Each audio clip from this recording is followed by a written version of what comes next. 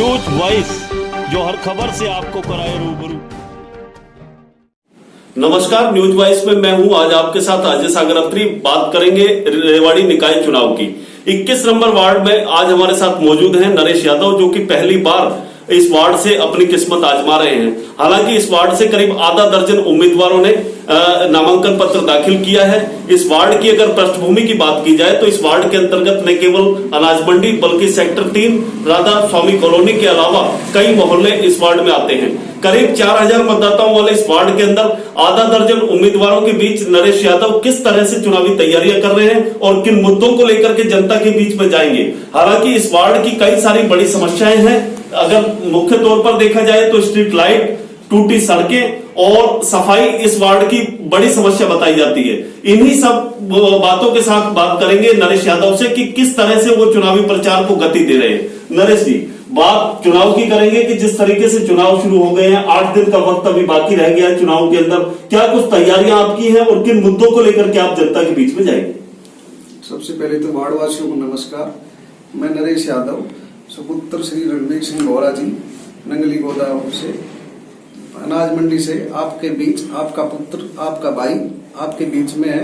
सबके सहयोग से, सबके आशीर्वाद से मैंने ये कदम उठाया है और इसको आपके आशीर्वाद से पूरा आप करवाना, आपकी बड़ी कृपा होएगी। सबसे बड़ी बात ये है कि हमारे वार्ड के अंदर जो अब मैंने स्टेप उठाया है, ये सिर्फ ये है कि मैंने सबसे पहले जब मैं सुबह भी उठता हूँ तो यहाँ सफाई की बड़ी दिक्कत रहती है।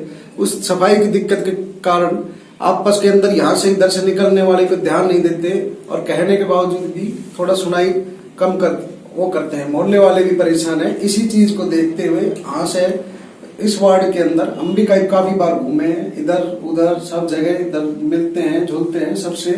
लेकिन क्या है कि सबसे पानी जगह जगह भरा होता है और उसके बावजूद कभी सड़कें टूटी पड़ी है, कभी ये है, आपस के अंदर इसलिए किसी को कह दिया, सुनवाई नहीं होती है।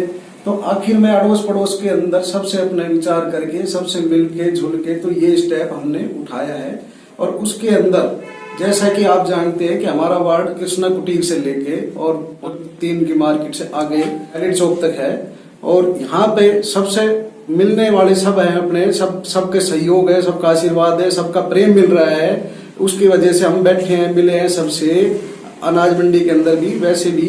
तो अब ये है कि अब वार्ड के अंदर मिल जो काम है वो हमारे सबसे प्राथमिकता होगी सबसे पहले।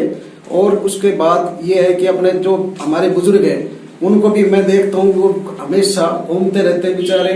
अब कोई काम होता है तो बेचारे कई परेशान होते हैं। नरेश जी, अहम मुद्दा इस बार जो सबसे बड़ा है, विकास के नाम पर ये चुनाव लड़ा जा रहा है। आपकी जानकारी की पहली बार जो है रेवाड़ी के अंदर भारतीय जनता पार्टी और कांग्रेस पार्टी, दोनों ही बड़ी पार्टियां जो कि सिंबल पर चुनाव लड़ रही है और अपने चेयरपर्सन के उम्मीदवारों को सिंबल के तौर पर उतारा है। साथ ही साथ बड़ी बात है कि भारतीय जनता पार्टी ने भी सिंबल पर जो प्रत्याशी अपने मैदान में उतारे हैं। 31 वार्ड है, अहम भूमिका रखता है कहीं ना कहीं 21 नंबर वार्ड, जिसमें 3 बड़ी समस्याएं हैं। यहाँ जर्जर हाल, टूटी सड़कें और इसके साथ ही साथ स्ट्रीट लाइट, क्योंकि अंधेरे में अक्सर ये वार्ड डूबा देखा जाता है। और इसके साथ जगह जगह जिस तरीके से गंदगी के ढेर लग रहे हैं, लोग इस बात को लेकर परेशान हैं। अभी आपने खुद स्वीकार किया कि सफाई को लेकर के अक्सर आपस में झगड़े भी होते हैं। तो इन तीनों बड़ी बातों को लेकर के क्या कुछ कार्य योजना आपके दिमाग में है ताकि लोग आप पर भरोसा करें और आपका साथ दें और आपको वोट करें?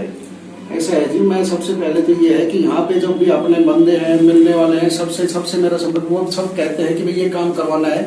अगर उनका आशीर्वाद मेरे को मिला तो मैं सबसे पहले ये सफाई, पानी की समस्या हुई, सफाई हुई, ठीक, ये सीवर ब्लॉकेज हुए, इनको सबसे पहले प्राथमिकता होगी।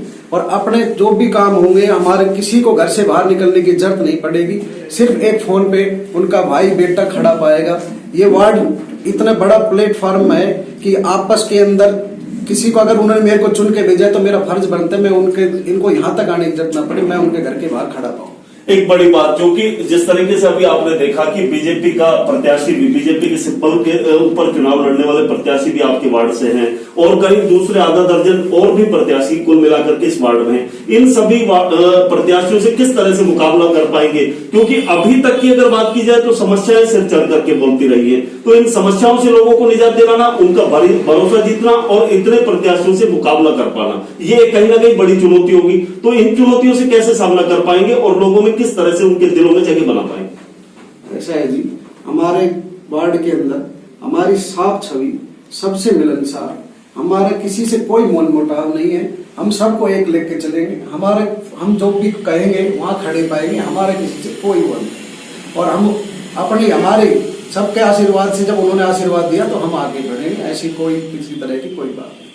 तो अभी आपने जिस तरीके से देखा कि वार्ड नंबर 21 में नरेश यादव जो कि आजाद उम्मीदवार के तौर पर पहली बार यहां से किस्मत आजमा रहे हैं, और अभी तक इस परिवार से, जिस बोहरा परिवार की हम बात कर रहे हैं, रणवीर बोहरा के परिवार से आते हैं और रणवीर बोहरा के बेटे हैं, तो अभी तक इस परिवार से राजनीति में कोई भी नहीं हुआ है। पहली बार नरेश यादव जो कि अपनी किस्मत आजमा रहे हैं, तो इन्होंने भी उसी बात को आगे बढ़ाया कि विकास के मुद्दे पर यह चुनाव जिस तरीके से लड़ा जा रहा है, तो वार्ड की जो प्रमुख समस्याएं हैं, स्ट्रीट लाइट, सफाई और जर्जर हाल, टूटी सड़कें, इसके साथ ही साथ और अन्य तमाम समस्याओं को लेकर के जो इनकी वार्ड के लोगों से बातचीत होती रही है, उन्हीं मुद्दों को लेकर के ये जनता के बीच में जाएंगे और लोगों का भरोसा कहीं ना कहीं जीत पाएंगे। तो अब देखना होगा कि किस तरीके से ये लोगों को लुभा पाते हैं, उस तरीके से जनता के दिलों में अपनी जगह बना पाते हैं। तो ये तो आने वाला वक्त ही बताएगा और 27 तारीख को होने वाले चुनाव ही बताएंगे। अब देखना होगा कि और किस तरीके से अपने चुनाव को ये गति देंगे और मुकाबला किस तरह से कर पाएंगे।